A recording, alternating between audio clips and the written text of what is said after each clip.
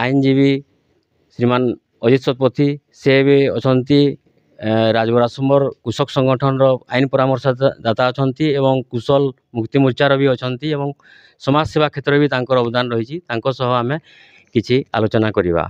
समाज सेवा क्षेत्र में आप पद्मपुर भी जड़े चर्चित चेहरा हिसाब से अच्छा एवं पाइकमाल झारबंद ब्लॉक रे भी आपणकर संगठन रही तथा पद्मपुर निर्वाचन मंडली तथा बरगढ़ जिले में आपणकर किसी रही सार संगठन उपरे आग को साधारण निर्वाचन अच्छी आपणकर भूमिका कौन रही सार?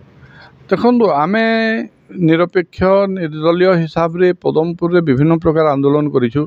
पदमपुर जिला आंदोलन कथा हो, पदमपुर बरगढ़ नुआपड़ा रेल संयोगीकरण कथा हो, पदमपुर जलसेचन कथा हो, चाषी मानकर समस्या हो, दादन समस्या हो, विभिन्न समस्या उपरे आम विभिन्न समय कार्यक्रम ग्रहण करूँ।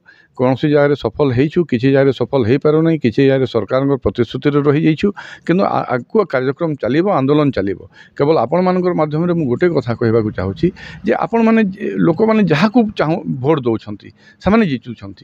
आपड़ देखु 5 टंका 5 केजी चाउल पाइबापी आपण मैंने भोट दौरान। पुरी रे जगन्नाथ परिक्रमा प्रकल्प है, ये अंचल लोक मैंने जाकर पुरी जगन्नाथ प्रकल्प देखी आसिले 4200 कोटी टंका पुरी रे खर्चा है किंतु पदमपुर अंचल उन्नति कौन है?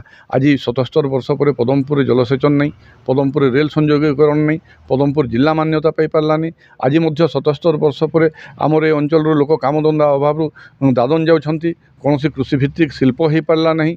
तो आप देखो केवल निर्वाचन प्रतिश्रुति रही जाइए। आम आपण माध्यम लोक अपील करूँ जे आप जिते भोट दौरान जे आप विभिन्न दलर ना रे भोट दौरान, राष्ट्र भक्ति रे भोट दौरान, मोदी प्रधानमंत्री हूँ चाहिए भोट दौरान, हिंदुत्व उपर भोट दौरान, नवीन स्वच्छता उपर लोकप्रियता उपर भोट दौरान, विकास रे उपर भोट दौरान किंतु से जो आप जहाँ को भोट दौरान से मैंने जितुंट किंतु आपन जो भोट दौरान आपण भोट को जो क्रय कर चिंता कि मोर पिला गोटे भल स्कूल रे पढ़िबो से मु भोट देवी, मोर परिवार जिते कौन सी असुविधा है, स्वास्थ्यगत असुविधा है, मो निकट हॉस्पिटल रे जाइकरी भल स्वास्थ्य सेवा पाई पारिबी तापई मु भोट देवी।